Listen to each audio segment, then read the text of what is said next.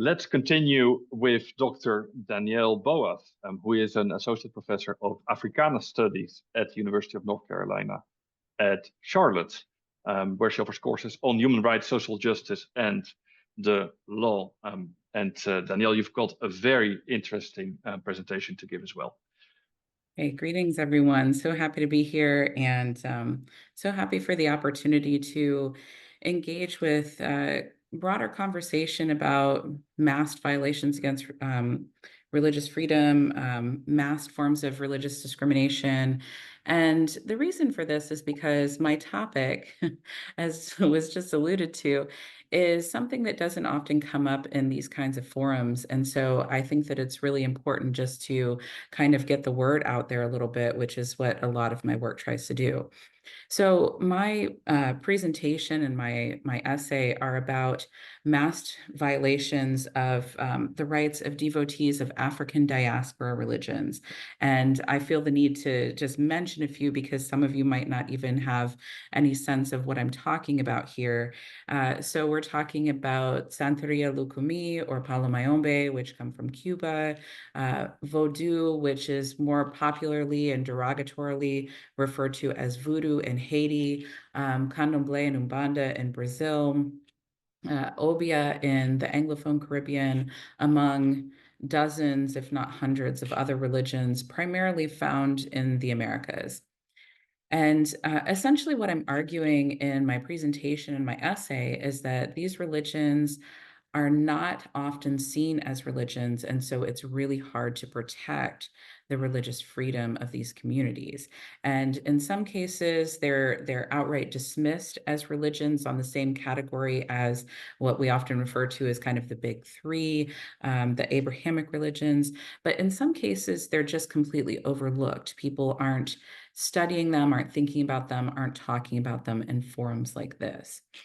And so one of the things that I'm doing, and one of the things that's kind of driving my talk today and my contribution to this discussion is that I've been doing a lot of work lately on public opinion surveys about African diaspora religions.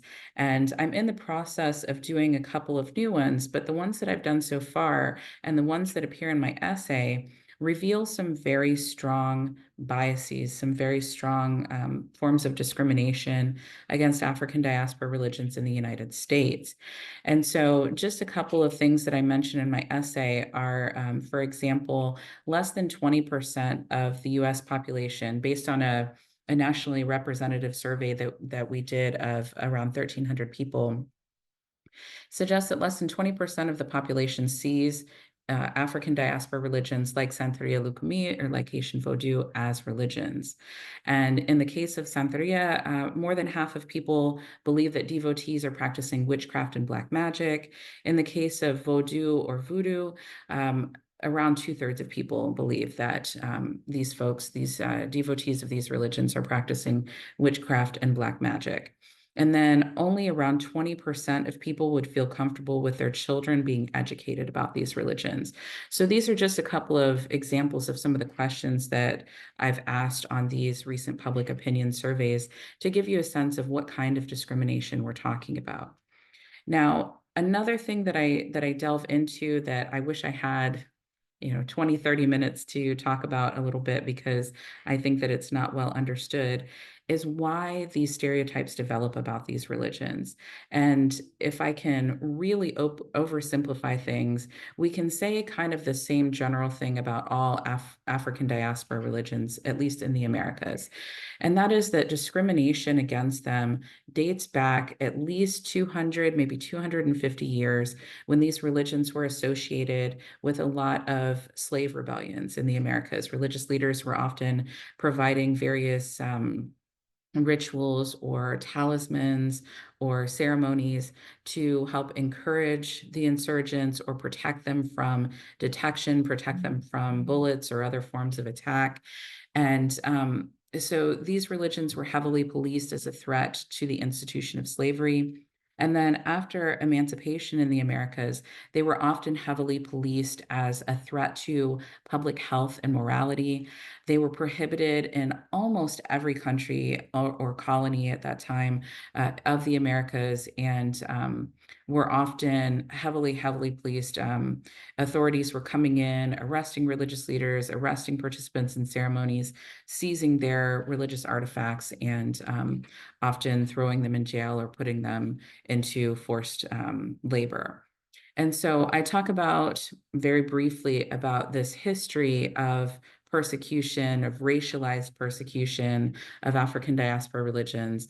And then I get into two examples of how this has led to recent manifestations of these rumors and of discrimination against these religions. In a more kind of global forum is what we're dealing with here. Maybe this hasn't been quite the viral story that it has been in the United States, but there was this widely circulated rumor that reached a peak during the debates for our presidential candidates a couple of months ago. This viral story about Haitian immigrants in the United States eating cats. And basically, what I talk about in my essay is that there are a few instances of people alleging that this was part of the religious practice of Haitians, of Haitian Vodou. And in particular, this really picked up on a lot of right-wing news reports where people are saying, oh, Haitians practice witchcraft, they practice devil worship. And of course, eating cats and sacrificing domestic animals is a very big part of that practice. Now, I hope it goes without saying in this forum, but I will say it anyway.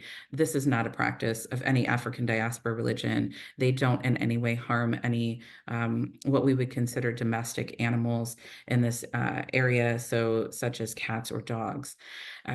And then even where the stereotype about this being connected to voodoo was not overtly mentioned, what I argue is that it's a stereotype that's so deeply entrenched in how we see Haitians because of a long racialized history of talking about voodoo negatively and saying that it's so barbaric that it involves human sacrifice and cannibalism, also falsehoods, by the way, that it becomes this kind of natural progression for people to say, well, Haitians practice voodoo and it involves all these barbaric superstitions, and this is why Haitian immigrants should not be in the United States. And then I talk about the real world consequences of such negative stereotypes about these religions. So I speak, for instance, about the devastating earthquake in Haiti in 2010 and the violence that Vodou devotees experienced after the earthquake. They were widely blamed for the earthquake, and people interrupted ceremonies, pelted them with rocks, urinated on their shrines. And one of the biggest things is that they denied them a lot of the foreign aid that was coming in, mostly through missionary groups, to Haiti. And then when there was an enormous cholera outbreak of several months after the earthquake, the Vodou devotees were also blamed for that, and dozens of them, it has been documented that dozens of them were murdered in the streets because people believed that Vodou devotees had also started the cholera outbreak. And so just in summary, I mean, these are just a few examples of what we're calling mass discrimination against African diaspora religions. And I call it masked because I believe that these religions are seen as invisible, inconsequential, and that discrimination against them is masked because they're not seen as religions, they're not included in studies of religious freedom. And when they are discussed, when they are acknowledged at all, they're not seen as belief systems or religions worthy of protection. Thank you. Thank you, Dr. Boaz, for enlightening us on this very important reality, another mask that, at least in this setting, we are lifting. So that is good.